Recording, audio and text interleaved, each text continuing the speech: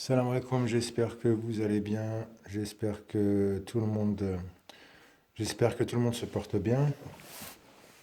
Aujourd'hui, nous allons continuer le cours de physique, nous allons entamer notre deuxième cours de physique. On continue le cours sur l'optique, sur la lumière. Alors, je vous avais donné des exercices. Je me suis rendu compte que je me suis trompé. Alors, ce n'était pas les bons exercices que je vous ai donnés. Normalement, j'aurais dû vous donner, voilà, cette partie-là seulement. Alors, cette partie-là, bah, bien sûr, ça porte sur un cours que nous allons traiter aujourd'hui. Enfin, il y en a peut-être qui ont réussi à le faire. C'est pas bien grave. Alors, donc, on va corriger la partie qu'il fallait faire. Et puis, on va faire celui-là en même temps. Voilà. Alors, pour l'exercice test. Exercice test, choisis là où les bonnes réponses. La lumière blanche émise par le soleil est composée, alors on vous propose A, d'une lumière colorée en blanc, de trois lumières colorées, rouge, verte et bleue, ou soit la réponse C, d'une infinité de lumières colorées. Bien sûr, il fallait répondre la C, d'une infinité de lumières colorées.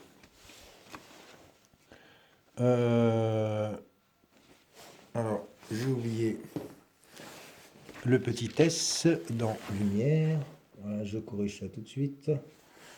D'une infinité de lumières colorées. Voilà, c'est simple, hein, ça rejoint ce qu'on a dit dans le cours. La lumière du soleil est composée d'une infinité de lumières colorées. Voilà, qu'on peut bien sûr fragmenter en couleurs différentes, qu'on appelle les couleurs de l'arc-en-ciel. Exercice 1, page 70. Alors celui-là, il était faisable. Alors, on va le corriger ensemble. Voilà, là vous avez la photo de l'exercice. Alors là, ça parle de réseau. Souvenez-vous, le réseau, ça permet aussi de séparer les couleurs. D'accord? Alors là, on vous donne deux protocoles, celui de Gabriel, celui d'Anna Maria. Qui a raison? On voit que c'est Anna Maria qui a raison. D'accord? On fait passer de la lumière blanche à travers un réseau et on obtient les couleurs de l'arc-en-ciel. Voilà. On va passer au cours. Alors le cours, bon, bien sûr, il y en a qui ont remarqué 1 sur 5, donc ils se sont dit, bah, il y a 5 feuilles. Alors, je vous rassure, il y a beaucoup d'illustrations, donc c'est pour ça que ça prend beaucoup de place. Et c'est pour ça qu'on va utiliser 5 pages. Mais ne vous inquiétez pas, il n'y a pas beaucoup de choses à retenir. On va maintenant passer, on va détailler les lumières colorées, c'est-à-dire comment se comportent ces couleurs. Comment obtenir, alors ça c'est le paragraphe 2, voilà, c'est la suite, hein. C'est la suite de ce qu'on avait fait la dernière fois. On est arrivé au paragraphe 2. Comment obtenir une lumière colorée avec un filtre? Voilà, là, il y a la notion de filtre qu'on a introduit. Un filtre. Un filtre, bien sûr, c'est pour filtrer la lumière. Je vous en montre des exemples ici. Voilà un filtre jaune. Voilà un filtre bleu. Et voilà un filtre rouge. Voilà. Voilà, tout ce qui est rouge passe, le reste, on le voit de couleur noire. On va y revenir, on va expliquer tout ça. Voilà des exemples de filtres. Bien sûr, vous pouvez en trouver partout. Alors, le filtre, c'est une matière transparente. Voilà la définition du filtre. Le filtre est une matière transparente qui ne laisse passer qu'une seule couleur. D'accord? J'ai mon filtre bleu, par exemple, ou mon filtre jaune. Voilà. Donc là, je fais passer, par exemple, de ce côté-là, de la lumière blanche. Qu'est-ce qu'il en ressort? Que de la lumière jaune.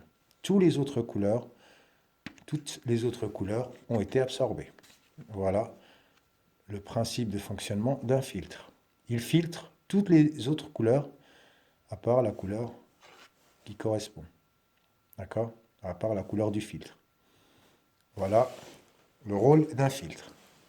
Ici, j'ai mis l'exemple, la couleur rouge. Donc, j'ai pris un filtre rouge. Je fais passer de la lumière blanche. Qu'est-ce qu'il en ressort? Que de la lumière rouge. Tout le reste a été absorbé. D'accord? Voilà. Les autres couleurs, bien sûr, sont absorbées. Voilà. Si vous vous demandez où sont passées les autres couleurs, elles ont été absorbées par la matière du filtre.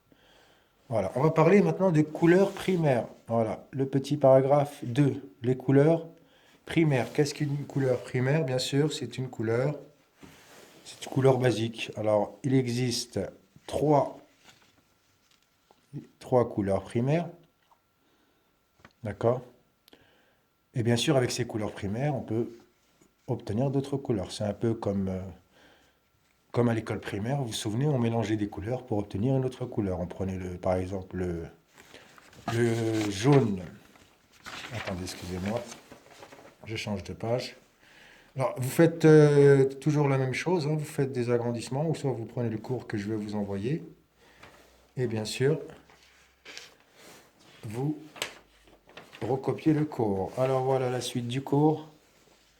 On avait dit le mélange de couleurs. Souvenez-vous, à l'école primaire, on prenait deux couleurs, on mélangeait et on obtenait une autre couleur. D'accord? Voilà. Alors les couleurs primaires, quelles sont-elles? Le rouge, le vert et le bleu. Et avec ces couleurs-là, on peut obtenir d'autres couleurs. Voilà, je ne vais pas rentrer dans le détail. Prenez juste l'exemple du vert plus le rouge, on obtient le jaune.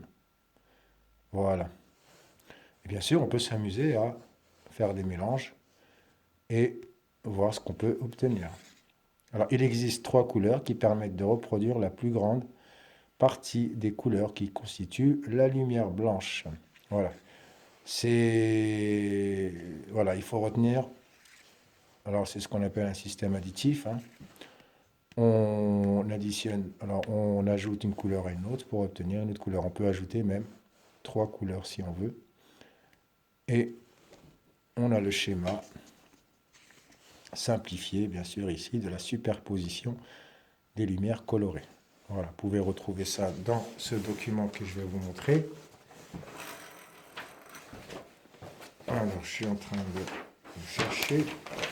Voilà, je vais vous le mettre aussi en annexe. Voilà, celui-là, il a l'air plus réaliste. Je vais vous l'envoyer quand même par WhatsApp. Voilà, j'ai d'autres illustrations, si ça peut vous aider. De toute façon, vous aurez ça par WhatsApp. Nous, on va continuer le cours. Alors là, déjà, on est à la page 3, donc vous voyez bien que ça, c'est très rapide, hein. Là, il n'y a rien de difficile. Qu'est-ce qu'il faut retenir? Que les couleurs se mélangent pour obtenir d'autres couleurs. D'accord? On peut mélanger 2, 3, voire plus pour obtenir une couleur. Voilà. Rappelez-vous de ce que vous avez fait à l'école primaire. Voilà. Il n'y a rien de difficile. Puis maintenant, on va passer au paragraphe 3 et on va essayer de voir qu'est-ce qu'une couleur d'un objet. Un objet, tout objet a une couleur. Si on le voit, c'est il émet de la lumière. On le voit parce que je reçois de la lumière dans mes yeux. Qu'est-ce que je reçois? Une couleur. Ici, nous avons une banane. Je la vois de couleur jaune. Pourquoi? Parce que le soleil l'éclaire avec la lumière blanche. Elle reçoit toutes les couleurs, mais pas toutes ne sont renvoyées vers nos yeux. D'accord? Il n'y a que le jaune qui est renvoyé vers nos yeux. C'est pour ça qu'on voit la banane jaune. Toutes les autres couleurs sont absorbées. C'est un peu le principe du filtre. Voilà. C'est ce qu'on appelle le phénomène de diffusion. Et on verra par la suite certains exemples dans la nature. pourra expliquer certaines choses. Pour l'instant, vous retenez ce terme-là, phénomène de diffusion. Lorsqu'un objet reçoit de la lumière, il en diffuse une partie, bien sûr, c'est la couleur de l'objet. Et l'autre partie est absorbée. Voilà, je vais relire tout ça après. Ensuite, la couleur d'un objet éclairé par une lumière colorée. Alors là, on a parlé d'un cas éclairé par la lumière blanche. Bien sûr, on peut l'éclairer aussi par une autre lumière. Si j'éclaire ma banane, par exemple, avec une couleur rouge, vu que la banane est jaune, elle projette que le jaune. Donc le rouge est une couleur qui fait partie des couleurs absorbées. Donc la banane absorbe le rouge et on voit la banane en noir. Voilà, c'est ce qui se passe souvent quand vous quand vous mettez une lampe de couleur dans une chambre. Par exemple, si vous mettez une lampe bleue, vous ne verrez que les objets bleus. Sinon, tous les autres objets, en général, vous allez les voir noirs. Voilà, c'est un phénomène que tout le monde connaît. La couleur d'un objet éclairé par une lumière colorée, bien sûr, la couleur d'un objet dépend de la couleur de la lumière qui l'éclaire. Voilà, ça c'est le cas de la banane éclairée par une couleur rouge, bien sûr. La couleur rouge est absorbée par la banane. Par conséquent, moi je ne vois rien. Je ne vois que du noir. Un objet qui n'émet aucune lumière est d'une couleur noire. Noir, ce n'est pas une couleur, c'est une absence de couleur. Alors, retenez ça, le noir n'est pas une couleur. Le noir, c'est une absence de couleur. Voilà. Si je le vois en noir, c'est qu'il ne reflète pas la lumière. D'accord? Si un objet n'est éclairé que par des lumières qu'il absorbe, il semblera noir. Je mets bien « il semblera » pour signifier, pour vous montrer que le noir n'est pas une couleur, c'est une absence de couleur. Exemple, un objet jaune, en l'occurrence ici c'est la banane, éclairé par une lumière rouge, nous semblera noir. D'accord? Pour voir la banane, il faut qu'il y ait du jaune. Soit je l'éclaire avec de la lumière jaune, ou soit je l'éclaire avec de la lumière blanche. Vu que la lumière blanche contient la lumière jaune, donc je verrai ma banane. D'accord? Bien sûr, là je ne vois pas ma banane, aucun rayon ne parvient à mes yeux. Pour voir cette banane, je dois l'éclairer par une lumière qu'elle n'absorbe pas, c'est-à-dire le jaune. Voilà, c'est tout simple. Alors maintenant, on va passer à la pratique. Alors on va essayer d'expliquer certains phénomènes dans la nature. Bien sûr, vous allez participer aussi, vous allez réfléchir un peu. Et je vais vous demander pourquoi, je vais vous poser une question, pourquoi le soleil devient rouge, rouge-orangé quand il se couche ou quand il se lève. Vous avez tous remarqué que quand le soleil se lève ou se couche, au crépuscule ou à l'aube, le soleil a une couleur rouge. Voilà, et plus il disparaît, plus il est rouge. Pourquoi? Alors, je vous laisse réfléchir, puis moi, je vais passer à la démonstration. Alors, je vais prendre la partie non quadrillée du tableau, et on va expliquer ça. Alors, vous savez que la Terre, bien sûr, la Terre, elle est ronde, ça vous le savez. Non seulement elle est ronde, mais elle tourne. Elle tourne autour du Soleil. Le Soleil qu'on va placer ici. Le Soleil, bien sûr, est immobile. Et le sens de la rotation, on va le mettre comme ça, peu importe. Et la Terre, bien sûr, vous savez aussi qu'elle est entourée d'une atmosphère. L'atmosphère, on va le schématiser comme ça. Bien sûr, c'est un peu grossier. Hein, ça ne respecte pas les proportions. Il faut savoir que la couche atmosphérique, elle est très faible. Hein. Elle est très, très faible par rapport au rayon de la Terre. Et là, je l'ai grossi un peu. Voilà. Nous avons la couche atmosphérique. Et souvenez-vous, au dernier cours, je vous avais dit que la lumière se comporte différemment selon les milieux. D'accord?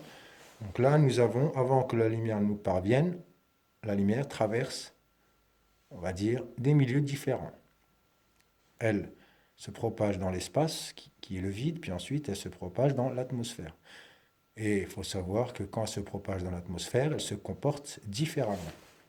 D'accord? Admettons que nous sommes, nous, ici. Donc la Terre tourne comme ça. Midi, on est là. Voilà. On est là. À midi, bien sûr, le Soleil est au zénith. D'accord? Il est au maximum dans le ciel, il est vraiment au plus haut. Donc, les rayons nous parviennent d'une façon, on va dire, directe. D'accord? Voilà. Il n'y a pas d'angle d'incidence, on va dire. Hein. Donc, ils nous parviennent d'une façon directe. Les rayons, quand ils nous parviennent comme ça, ils sont très peu modifiés. C'est pour ça qu'on voit le soleil avec sa couleur originale. Bien sûr, il y a des couleurs qui ont été perdues. Enfin, il y a des couleurs qui ont été absorbées, mais bon, il n'y a pas eu beaucoup d'incidence par rapport à ce qu'on va voir après. D'accord? Donc, quand je reçois la lumière du soleil, par exemple à midi, il y a très peu d'incidence. C'est-à-dire que je vois les couleurs originales. La Terre tourne, donc au bout de quelques heures, je me retrouve ici. Voilà. Là, pour moi, le soleil commence à se coucher. Donc là, je vais rentrer dans la phase nocturne, je vais rentrer dans la nuit. Et pour l'instant, je vois encore le soleil. Voilà, ça correspond au coucher du soleil. Bien sûr, si j'étais là, c'est le lever du soleil. Ça marche dans les deux cas, au coucher et au lever du soleil. Ici, qu'est-ce qui se passe? Alors donc, on va oublier ce cas de figure. D'accord? Maintenant, je suis là. Je suis en train de voir le soleil disparaître. Et je remarque que la couleur du soleil change. Elle devient de plus en plus rouge. Ça passe du jaune, l'orangé, ensuite rouge. Voilà.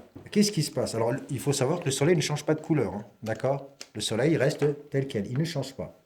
Qu'est-ce qui change? Bien sûr, c'est ce que je perçois. Les rayons que je perçois, les rayons qui arrivent à mes yeux, du coup, ils se comportent comme ça. Qu'est-ce qui se passe? Qu'est-ce qu'on remarque?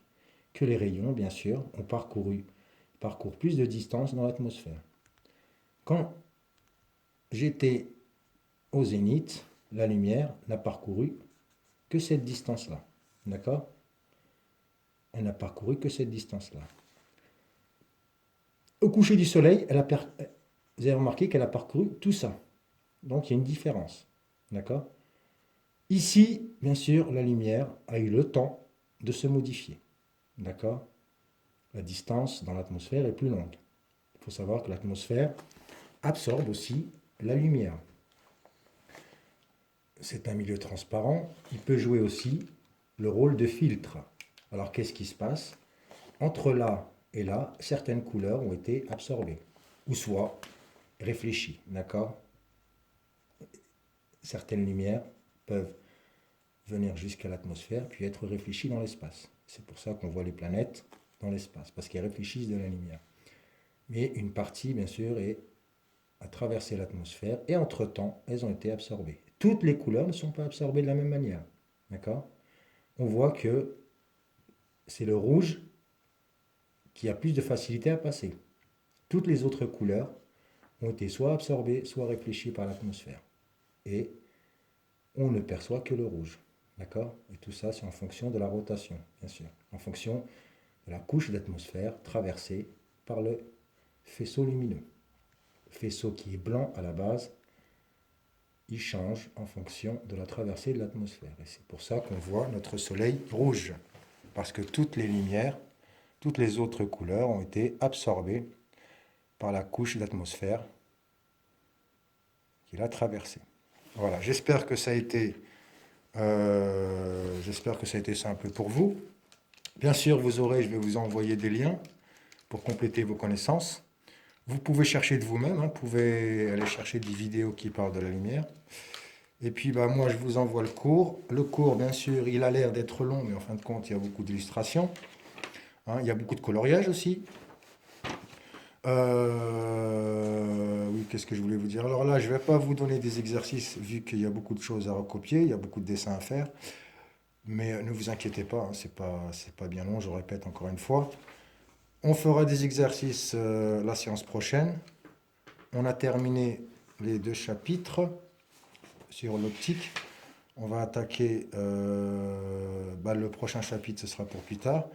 On va se consacrer aux exercices pour la séance prochaine. Recopiez bien le cours, faites des beaux dessins. Prenez des crayons de couleur aussi pour les illustrations. Si vous avez des questions, comme d'habitude, vous me contactez sur WhatsApp. Voilà. Je vous souhaite une bonne soirée, une bonne journée. Tout dépend tout dépend de l'heure à laquelle vous regardez cette vidéo. Et puis je vous dis à la prochaine.